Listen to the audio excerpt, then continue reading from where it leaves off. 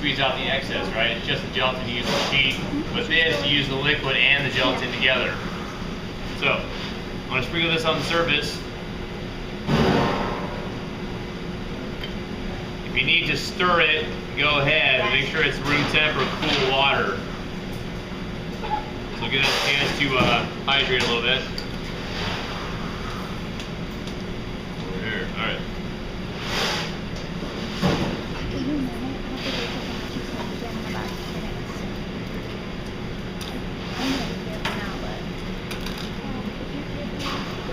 Specs. All right.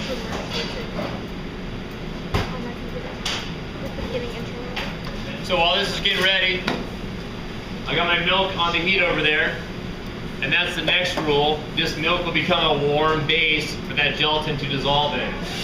All right, so hydrate the gelatin in cold or room temp water, and then it's got to go into a warm base to dissolve it.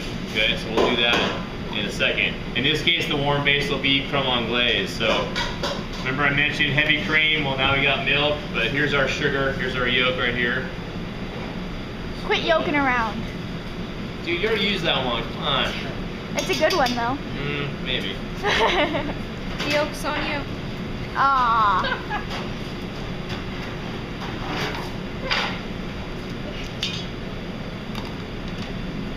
So again, whisk that as soon as it hits that sugar, or shortly after. It doesn't burn it. Cook it.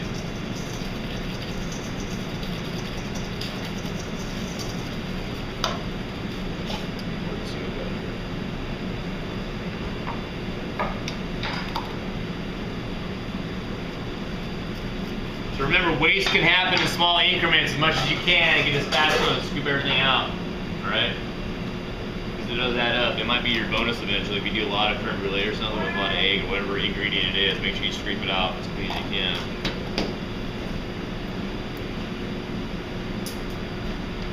So this is ready to go? Let me grab my bucket. Hold on.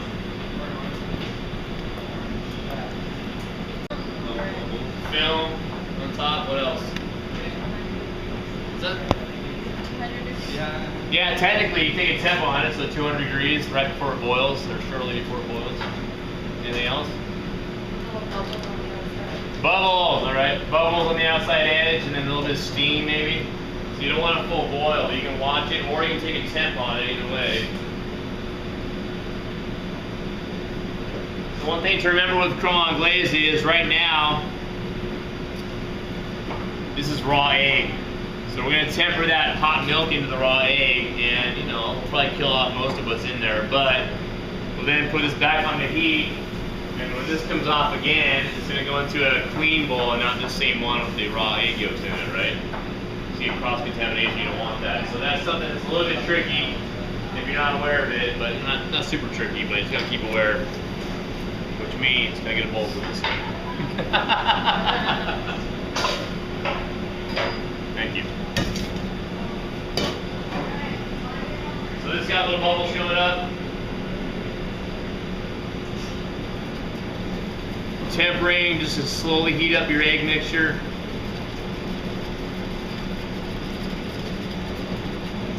If you need to pause it for a minute, kind of mix it in, that's fine.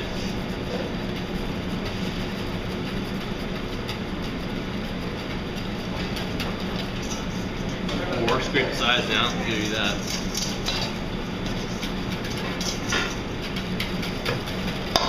Now this goes back on the heat. You can use the same pan for that, but get it all in there and get it mixed up.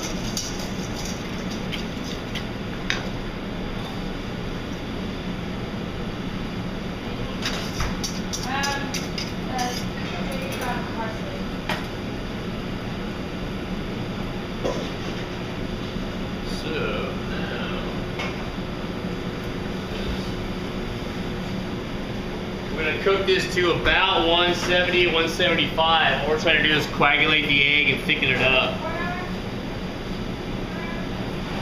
That again.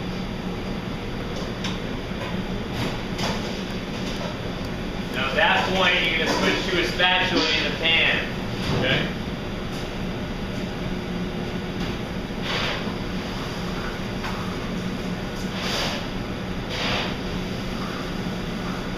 That way you can scrape the sides and the bottom.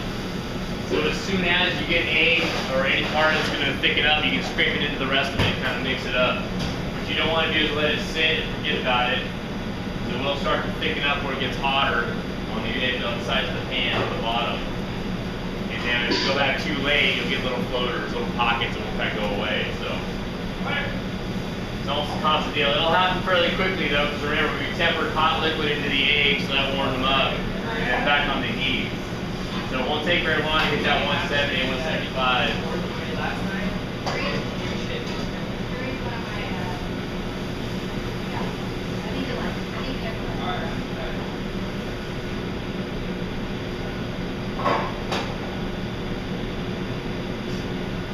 The more you do this, the easier it'll be to just tell by feel or by look. It won't be super watery, it'll thicken up, you'll see it get thicker. It'll take a few repetitions doing it, but again, this is a classic sauce. So if you're going to do anything in pastry, you're more likely going to make creme on glaze pretty often. So you'll get a couple chances to get it right, but. Isn't it like just a pudding? No, it's not quite a pudding. If you had more egg in there, it might be, it'll firm up enough to be a pudding, but it's usually thinner than that. But the same basic ingredients though.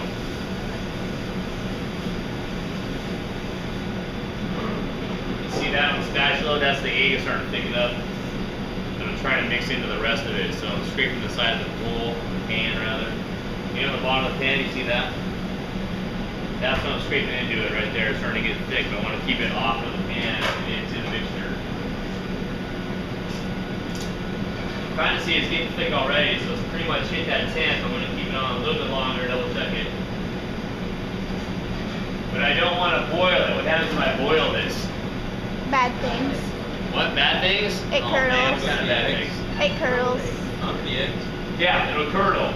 So right now they're cooked right now, it's thickening up, but too much heat, it'll overcoagulate. So overcoagulation is what you want to guard against. Coagulation's good, overcoagulation's bad. That'll make it all watery, make it separate, will not be smooth. You'll get scrambled eggs. Scrambled egg pudding. Even worse Gross. than that. Scrambled eggs are good if you just coagulate them. If you overcoagulate them, that's when they curdle and you get water everywhere. That's gross, yeah. So that's pretty good right there, nice and thick.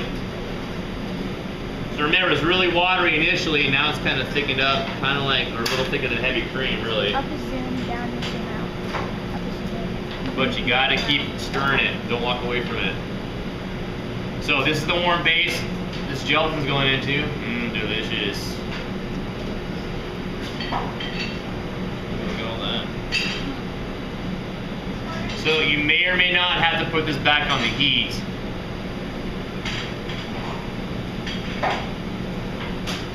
Hopefully it's hot enough to dissolve all that gelatin, but I might need a little bit of help here. So just a low flame, just keep it warm a little bit.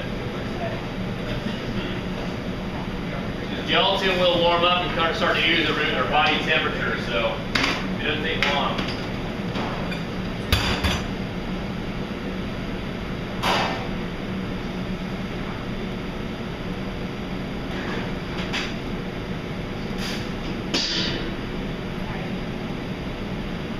Alright, so I don't see any chunks of gelatin floating around. It's all smooth, even color.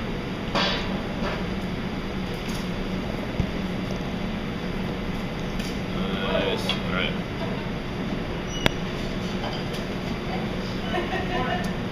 Excuse me, a little vanilla flavoring.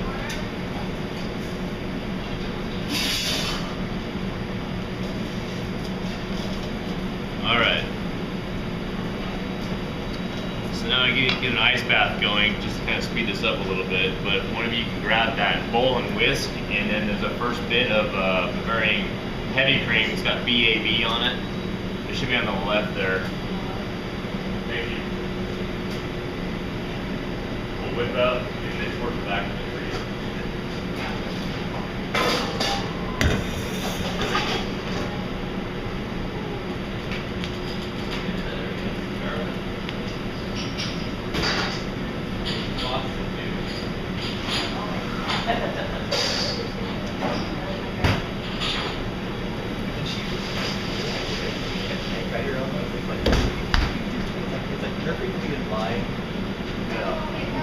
So, I'm gonna cool this down. This is risky. Why is it risky? What's in here? Gelatin. What happens when it gets cold? Okay. So, if you do this, which you certainly can, you don't have to. This would be a good step just to cool it down slightly. It's gonna cool down more when the cream goes in after it's whipped. But think about your form. If you've got a chance to thicken up the filling a little bit before you pour it in, you might want to do that. It'll lessen the chances of it leaking through. So here's my form with the cake in it. See that? Get back to this. Oh my God, there it goes. Hold on. So yeah, if you do this, keep stirring it because it will solidify against the edges of the bowl where it's coldest. And you get little lumps in it. So just briefly over the ice bath.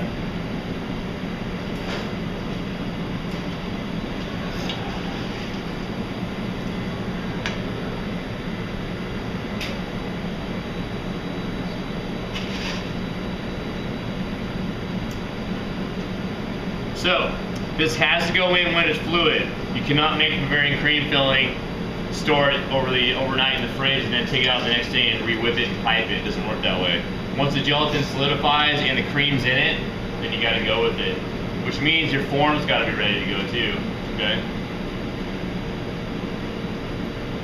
So have that cake ready to go in the bowl before you even start making the base. All right. Tab a little bit more than that. So form's ready to go. Elevate this a bit. So again, make sure your slices are pretty snug. If you have any small gaps, you might tear extra pieces of your cake and kind of tuck them in here and there. I got some they're probably going to leak, but that's another reason why you want to chill this down just a bit. If it's colder and firmer, it's less likely to leak through. If it's warmer and more fluid, it'll find every little place to kind of do that. So, see any gaps, stuff the cake in there. All right. So, I'm going to go with the cream to soft peak. Thanks for getting this out.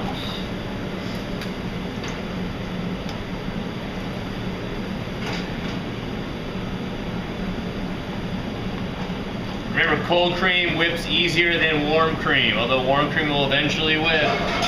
You want to get it cold so you can have it happen a little faster. And the whisk too, obviously, that helps.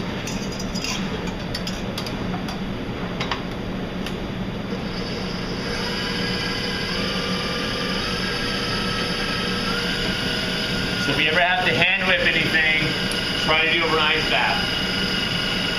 So if you have your whisk in your hand, you got a bowl of cream, get that over an ice bath. The colder you keep it, the faster it'll come up. You have a question? No? Anybody else have a question? So, soft peak on that. I'm going to whisk or do a combination of whisk and fold when this comes off at firm peak, or soft peak. Oh my God, I'm forgetting now. Yeah, thanks. Soft peak. Because we're going to work it more into the base, we don't want to take it too far on the machine. Anyway, it'd be a combination of folding, basically pulling the base up from the bottom and mixing it with the cream on top, and then whisking as well. So if you're going back and forth with whisk and a spatula. If you do just a whisk, it'll stay in separate layers. You'll see what I'm talking about. The cream will stay on top and the base of the gelatin will stay on the bottom. And then you try to pull it up by folding.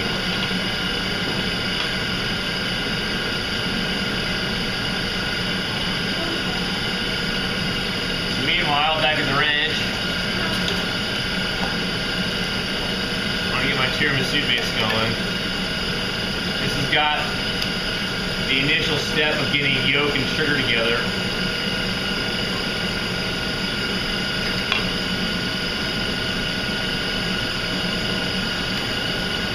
And whisk it together. Yolks and sugar, sugar and yolks.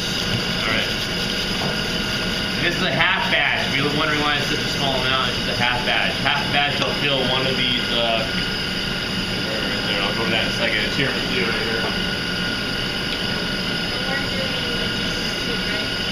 Yeah, it's easy to get one batch between 2 people. But I don't need half of that done.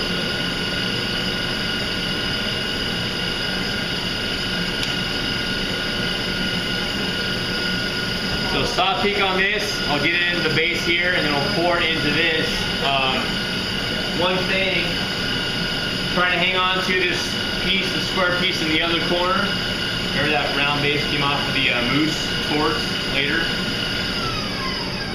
Save this square piece as a base for this. If you don't have it, that's fine, but it's nice to have this as a base after this filling goes in anyway. Put that on the bottom. So we'll basically trim it and cut it. There'll be a gap over here to kind of fill in, but for the most part, this will fit the bottom of that. So.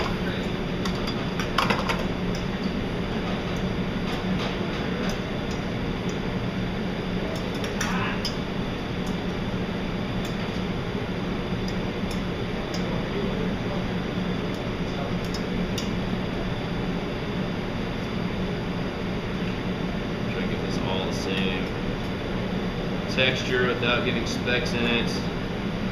Alright. So we'll use that for tiramisu as well. This will go in.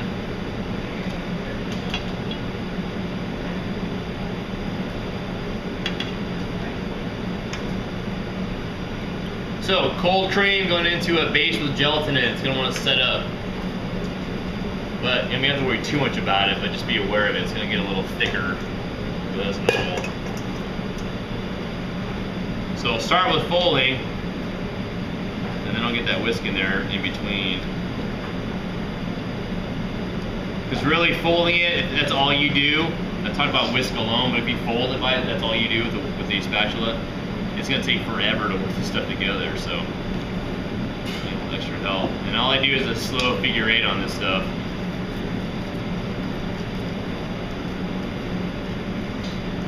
So, looks pretty good so far, right?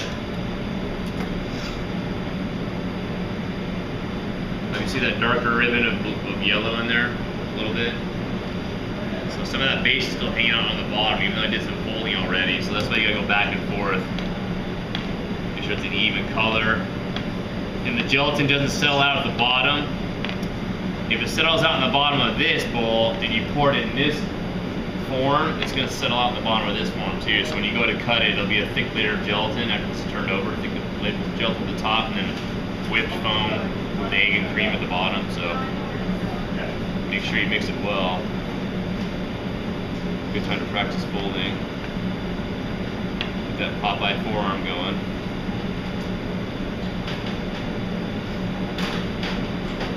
Stir. So you got some color differences, so need a little more mixing.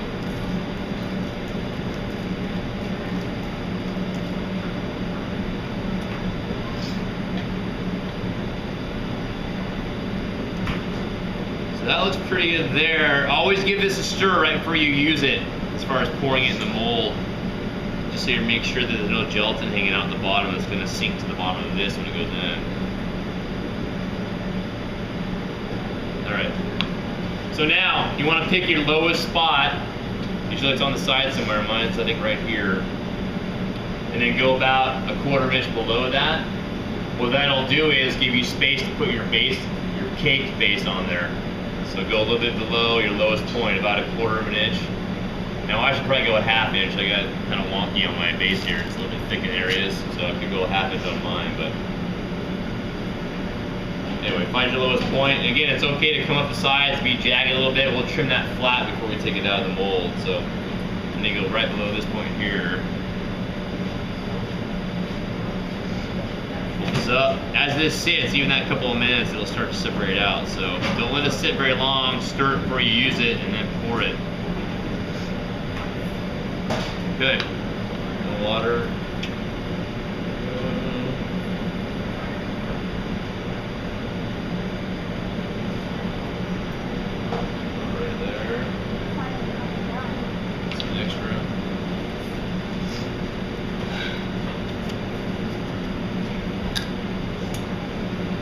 So now I'm going to kind of speed this up and chill this. So if I can move this in a level manner, which you guys should do this too, so it doesn't slosh around, that's better. So just keep the bowl flat and level.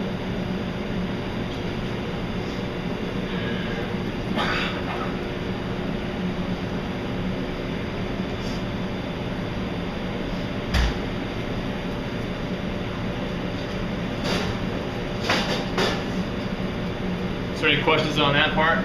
Goes in the freezer, right? Huh? Goes in the freezer, right? No freezer, refrigerator. As far as the base goes, you want to firm it up enough so it can hold the weight of this cake. So don't put that on immediately after pouring the base into the mold. You gotta give it maybe, I'd say 10 minutes to be safe. So it can form a little skin and get a little thickened as far as cooling goes. And then take this out, cut it. You probably just round the edges off and kind of fit it in. Again, this part over here, you have to use some of your scraps and kind of piece it together, but it'll work. Once that base is in there, you still got some jagged edges coming up on the outside of that. What I like to do is inside the bowl, say this is a bowl, say this is a pizza cutter, lay it as flat as possible and just kind of wheel it around so that everything is level with the base of cake that's in there. Okay? So by the time you flip it out, it won't buckle anywhere because it should be flat. If the sides are taller or longer than the base, it will buckle when you flip it over. So make sure it's all level on the bottom, side to side. And I'll probably do this later on. It's not really critical that you guys see this, but you'll see this tomorrow. I'll have it turned out. It'll be on the bottom. You guys have any questions on that? Charlotte Rail? So for when we fill it in, we'll just leave enough space above that lowest line for cooking. Yep. And again, if you don't have this, that's fine. For some reason, you lost it or destroyed it, whatever, or ate it. Yeah. You might eat it, I don't know. That's fine, it doesn't have to be on there. It makes it easier to handle though, the cake base. And normally, any dessert would have a cake base like this anyway, so it's all sealed up, it's compact.